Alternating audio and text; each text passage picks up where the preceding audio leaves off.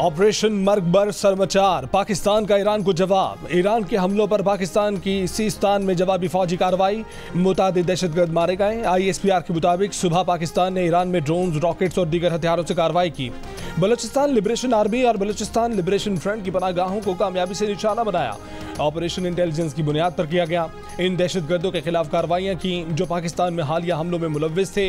ये पनाहगाहें बदनामे ज़माना दहशतगर्द दोस्ता उर्फ चेयरमैन, बजर उर्फ सौगात, साहिल उर्फ शफक, असगर उर्फ बशाम और वजीर उर्फ वजी समेत दीगर दहशतगर्द इस्तेमाल करते रहे। ISPR का कहना है कि मुसल्लह अफवाज दहशतगर्दी की कार्रवाइयों के खिलाफ पाकिस्तानी शहरियों की हिफाजत यकीनी बनाने के लिए मुस्तकिल तैयार है। मुसल्लह अफवाज का अज़्म है कि पाकिस्तान की इलाकाई हदूद की खुद मुख्तारी को हर सूरत में महफूज बनाएंगे। दो हमसाया बिरादर ममालिक के दरमियान दो तरफा मसाइल हल करने के लिए बातचीत और ताउन को समझदारी समझा जाता है।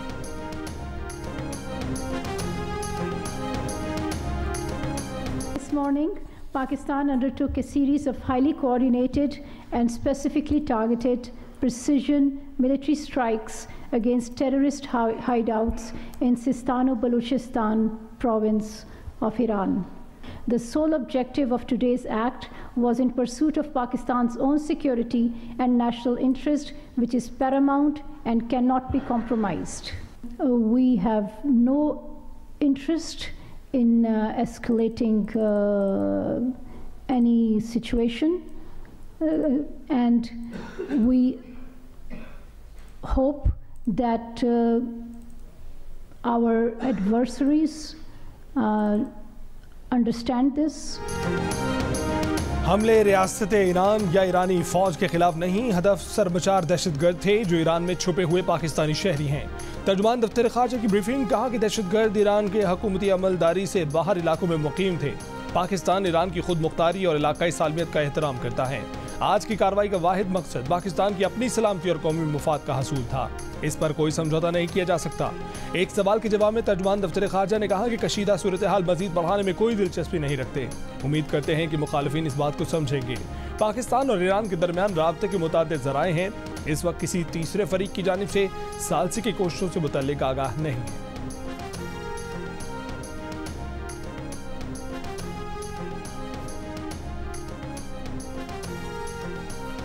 पाक ईरान कशीदगी पर कौमी सलामती कमेटी का इजलास आज तलब। आर्मी चीफ, दीगर सर्विसेज चीफ शरीक होंगे। पाक ईरान कशीदगी पर ब्रीफिंग, अमन व अमान की सूरत हाल पर फैसले होंगे। निगरान वज़ीर आज़म अनवारुल हक काकड़ इजलास की सदारत करेंगे। निगरान वज़ीर आज़म अनवारुल हक काकड़ दौरा डेवोस मुख्तसर करके आज रात वतन वापस पहुँचेंगे। डेवोस में अनवारुल हक काकड़ की सऊदी वज़ीर ख़ारजा शहज़ादा फैसल बिन फरहान से मुलाकात। पाक ईरान सरहद समेत ताज़ा तरीन आलमी सूरत हाल पर तबादला ख्याल हुआ। युगांडा में गैर वाबस्ता तहरीक के इजलास में शरीक निगरान वज़ीर ख़ारजा जलील अब्बास जिलानी ने भी दौरा मुख्तसर किया। पंजगूर हमलों पर तेहरान से एहतजाजन वापस बुलाए गए पाकिस्तानी सफ़ीर मुदस्सिर टीपू वतन वापस पहुँच गए। पाकिस्तान में ईरान के सफ़ीर की भी बेदखली, ईरान के साथ जारी और मुजवज़ा आला सतह के दौरे भी मौत।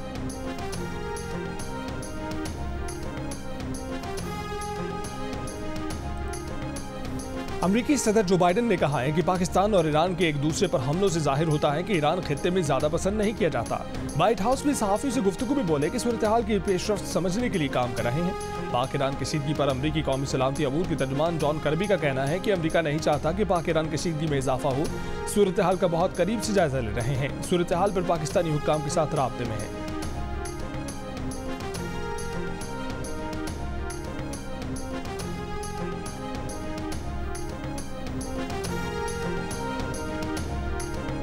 पांच जजों ने 2017 में 25 करोड़ अवाम के नुमाइंदे नवाज शरीफ को बेटे से तनख्वाह न लेने पर ना निकाला होता तो आज का नौजवान बेरोजगार ना होता। 2017 में हुकूमत खत्म ना होती तो आज घर घर रोशनी के चिराग जल रहे होते।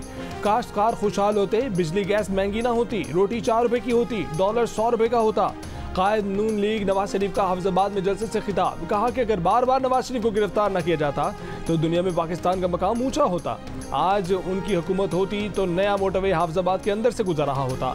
उनका मिशन पाकिस्तान को अपने कदमों पर खड़ा करना है।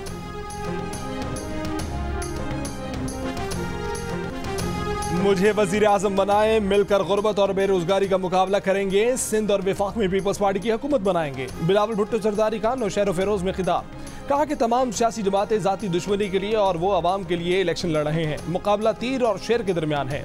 100% सीटें पीपल्स पार्टी को जितवाएं। ताकि महंगाई और बेरोजगारी का मुकाबला करने के 10 निकाती एजेंडे पर अमल किया जा सके। दादू में खिताब करते हुए बिलावल ने कहा कि आज पहली बार शेर घर से बाहर नजर आया है।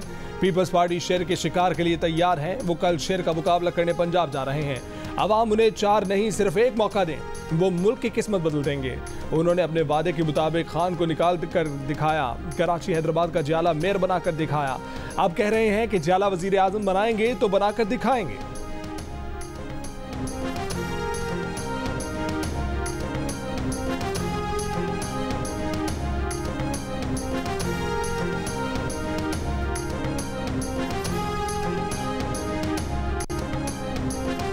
टीटीपी वालों को वापस पाकिस्तान बुलाने के फैसले ने पाकिस्तान को फिर दहशतगर्दी की तरफ धकेल दिया है। बिलावल भुट्टो जरदारी का टीवी इंटरव्यू कहा कि तालिबान और मुख्तलिफ इदारों से मुतल्लिक पीटीआई के साबिक वजीर आजम की मखसूस सोच थी।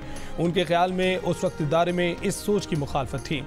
साबिक वजीर आजम ने पार्लियामेंट को बताए बगैर टीटीपी को खुद ही माफी दे दी। टीटीपी से बात करनी थी तो पाकिस्तान का आइन तस्लीम करवाते। साबिक वज़ीर आज़म ने पाकिस्तान में दहशतगर्दी के संगीन वाक़यात में मुलव्वस अफराद को पाकिस्तान में रहने की गैर मशरूत दावत दी। उन्होंने कहा कि नवाज शरीफ ने वज़ीर ख़ज़ाना को तब्दील करके मुल्क को डिफॉल्ट के खतरे में डाल दिया।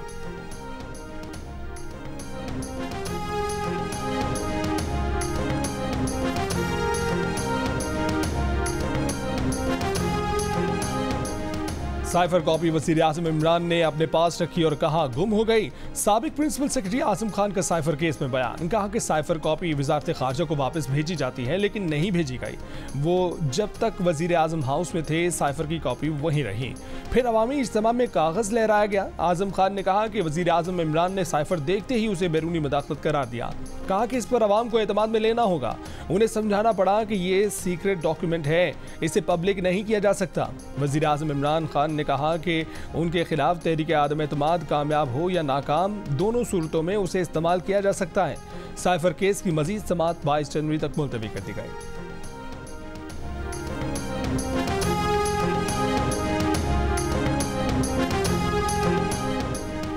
बिलावल और शहबाज शरीफ ने जाली मुकाबले का माहौल बनाया हुआ है। ये कहते हैं कि तीर और शेर का मुकाबला है। ये शेर नहीं बिल्ली है। जब आप 3 बार वजीर आजम बनकर कुछ नहीं कर सके तो अब पाकिस्तान को क्या बनाएंगे।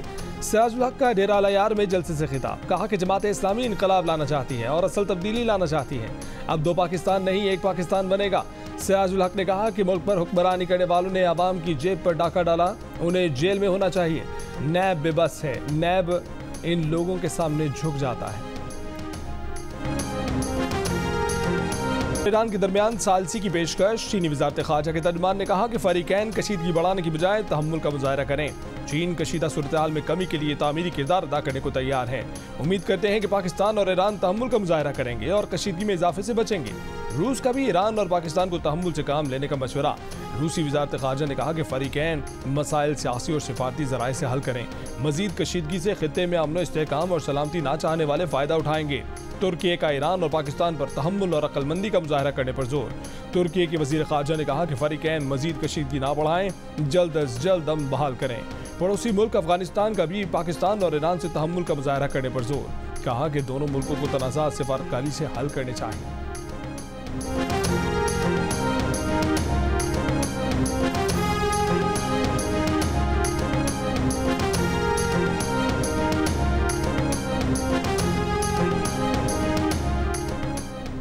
मुस्लिम लीग नून पंजाब के सदर राना सनाउल्लाह ने साबिक चेयरमैन पीटीआई के ईरान से मुतल्लिक बयान को गद्दारी करार दे दिया। कहा कि इसराइल और भारत से चंदा लेने वाले ने यही बयान देना था। यह गद्दार पाकिस्तान पर 4 साल तक वजीर आजम मुसल्लत रहा।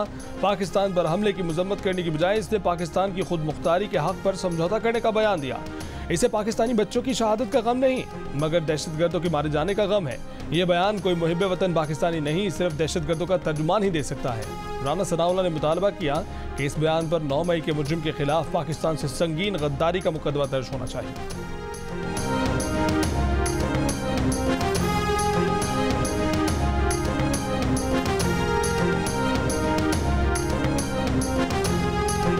अमेरिका की पाकिस्तान, इराक और शाम में ईरान के हमलों की मजम्मत। तर्जुमान महकमा खारजा मैथ्यू मिलर ने कहा कि ईरान ने 3 हमसाया ममालिक की खुद मुख्तार सरहदों की खिलाफ वर्जी की। ईरान खित्ते में दहशतगर्दी का सबसे बड़ा स्पॉन्सर है।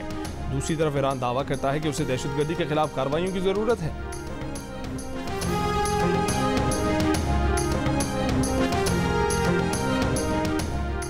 तोशाखाना हुकूमत की तिजोरी और सेक्रेटरी काबीना इसका रखवाला है, जिसने सबके लिए दरवाज़ा खुला छोड़ दिया। ये कोई सेल लगी हुई है कि 50% ऑफ, 20% ऑफ है, तहाइफ वापस करने चाहिए। बानी पीटीआई की नैब रेफरेंसों में जेल ट्रायल के खिलाफ दरखास्तों पर समात में इस्लामाबाद हाई कोर्ट के रिमार्क्स। बानी पीटीआई के वकील लतीफ खोसा ने कहा कि वफाकी हुकूमत ने जेल ट्रायल का नोटिफिकेशन रेफरेंस दायर होने से 1 माह पहले ही जारी कर दिया था। दिसंबर से तोशाखाना रेफरेंस रोजाना की बुनियाद पर चल रहा है। अदालत ने कहा कि प्रोसेस ही देखना है कि वो ठीक हुआ है या नहीं।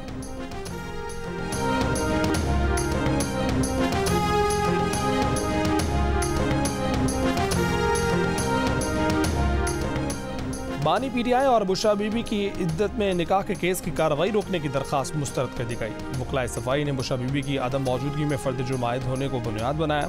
अदालत को बताया कि इस अदालत का 16 जनवरी का हुक्म इस्लामाबाद हाई कोर्ट में चैलेंज किया है। सीनियर सिविल जज कुदरतुल्लाह ने अडयाला जेल में समाअत के दौरान केस की कार्रवाई रोकने की दरखास्त मुस्तरद करते हुए कहा कि इस्लामाबाद हाई कोर्ट से फैसला आने दें, फिर देख लेते हैं। मजीद समाअत 19 जनवरी तक मुलतवी।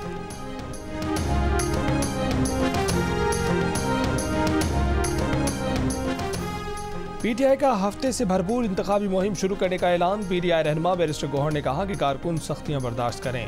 8 फरवरी को कामयाबी मिलेगी। पीटीआई उम्मीदवार आज़ाद हैं, हॉर्स ट्रेडिंग के खदशात हैं, पार्लियामेंट जाकर उम्मीदवार पार्टी का हिस्सा रहेंगे क्योंकि कागजात पर पार्टी का नाम लिखा है। एक सवाल पर कहा कि उनके घर जब कुछ लोग आए थे तब से 2 मोबाइल फ़ोन गायब हैं।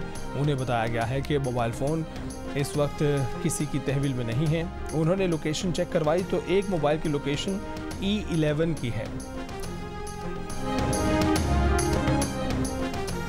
शेर अफजल मरवत को कराची से वापस बुलाने के नोटिफिकेशन पर तहरीक इंसाफ में इख्तलाफात। शेर अफजल मरवत ने जियो न्यूज़ से गुफ्तगू करते हुए कहा कि बानी पीटीआई नोटिफिकेशन और उनके कराची से बुलाए जाने से लाइल्म है।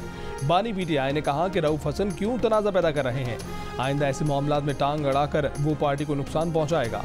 हामिद खान के बारे में कहा कि वो पुराना है, मेरी भी बात नहीं मानता। कुछ अफराद बानी पीटीआई के जेल में होने से इख्तियारात करना जायज़ फ़ायदा उठा रहे हैं। सिंध से मुतल्लिक बैरिस्टर गौहर को बानी पीटीआई ने हिदायत दी हैं। कहा है कि फिरदौस शमीम नकवी और खुर्मशेर जमान टिकटॉक के मामला देखें।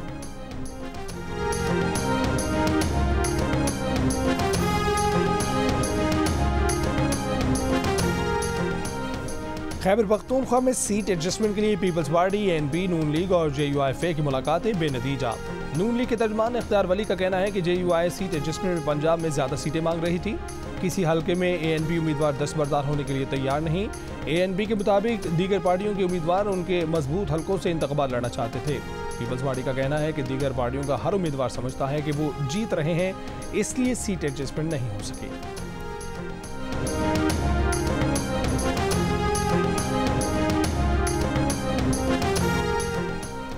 सिंध हाई कोर्ट ने फहमीदा मिर्जा और जुल्फकार मिर्जा को इलेक्शन लड़ने की इजाज़त दे दी। फहमीदा मिर्जा और जुल्फकार मिर्जा ने NA 223 से कागजात नामजदगी जमा कराए थे।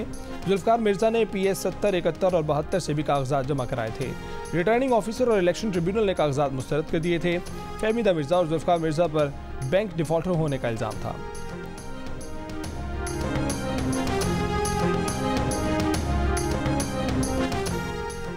एक केस में गिरफ्तार मुलजिम बाकी दर्ज मुकदमात में भी गिरफ्तार तस्वुर होगा। असद कैसर और दीगर पीटीआई रहनुमाओं के खिलाफ मुकदमात की तफसील से मुताल्लिक केस में पेशावर हाई कोर्ट ने फैसला सुना दिया। अदालत ने 19 दिसंबर को फरीकैन के दलाइल सुनने के बाद फैसला महफूज किया था।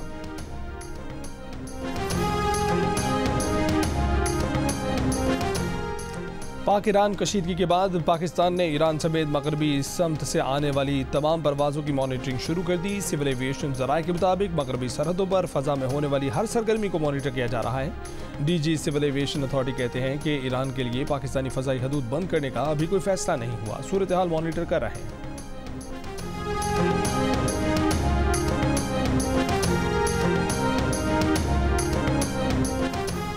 पाक ईरान कशीदा सूरत हाल के बायस PIA समेत तमाम पाकिस्तानी एयरलाइंस को ईरानी फ़ज़ाई हदूद इस्तेमाल न करने की हिदायत कर दी गई। सिविल एविएशन ज़राए के मुताबिक यूरोप और वस्त एशिया से आने वाली परवाज़ों को मस्कत रूट से पाकिस्तान में दाखिल होने की हिदायत की गई है। UAE और सऊदी अरब से आने वाली परवाज़ों को भी ईरानी फ़ज़ाई हदूद से दूर रहने का कहा गया है।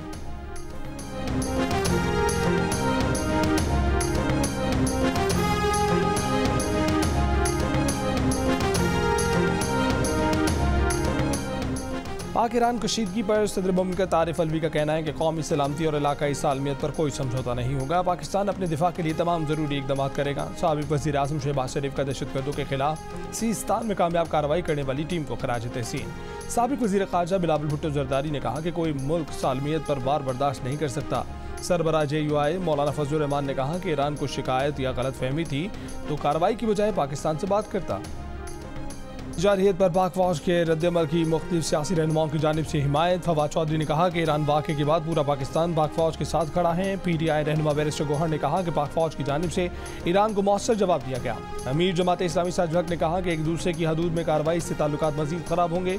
साबिक़ सदर आसिफ अली जरदारी ने कहा है कि कोई पाकिस्तान को मैली आंख से देखेगा तो उसे मौसर जवाब दिया जाएगा। हमसाया ममालिक से बेहतरीन ताल्लुकात चाहते हैं लेकिन बराबरी की बुनियाद पर चाहते हैं।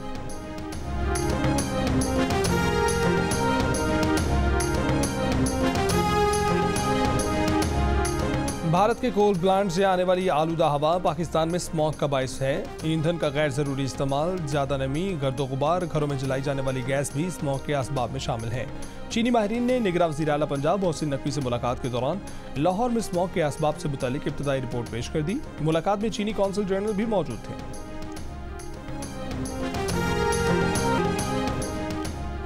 इसराइली फौज ने जनूबी गजा में हमले तेज कर दिए। रात भर की बमबारी से मजीद 172 फ़लस्तीनी शहीद। अल-कुद्स TV के न्यूज़ डायरेक्टर भी इसराइली हमले में शहीद हो गए। गजा में मवासलात का तवील तरीन ब्रेकडाउन एक हफ्ते से जारी। इसराइली फौज ने मगरबी किनारे में भी पुरतशद्दुद कार्रवाइयाँ बढ़ा दी। तोलगरम का मुहासरा दूसरे रोज़ भी जारी। इसराइली ड्रोन हमलों और छापामार कार्रवाइयों के दौरान 11 फ़लस्तीनी शहीद, मुतादिद गिरफ्तार। लेबनानी मीडिया का कहना है कि इसराइल ने जनूबी लेबनान में ममनुआ वाइट फास्फोरस की शेलिंग की है। यूरोपीय पार्लियामेंट में गजा में जंगबंदी और इमदाद बढ़ाने की करारदाद मंजूर कर ली गई।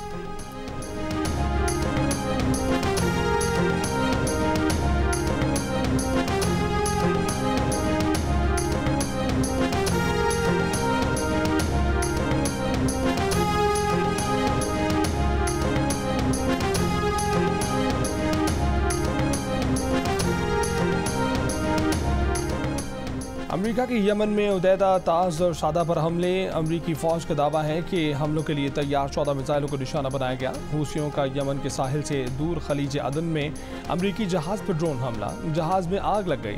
जहाज़ और अमला महफूज है। अमेरिका ने यमन के हूसी ग्रुप को दोबारा आलमी दहशतगर्द तंजीमों की फहरिस्त में शामिल कर लिया। हूसियों का इसराइल जाने वाले जहाज़ों पर हमले जारी रखने का ऐलान।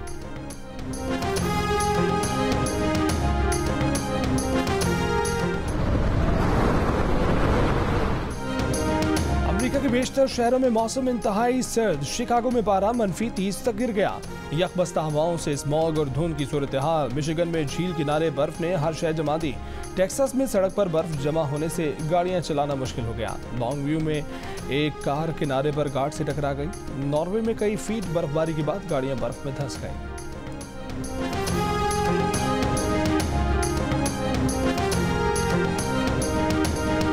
और फ्रांस के ड्राइवर गैरलेन शीशरियत ने डकार रैली का 11वां मरहला भी जीत लिया। लगातार 2 मरहलों के नंबर 1 ड्राइवर की ओवरऑल स्टैंडिंग में तीसरी पोजीशन। स्पेन के कार्लोस सेंस का पहली पोजीशन पर कब्जा बरकरार। बाइक रेस में बोत्सवाना के रॉस ब्रांच सबसे आगे रहे।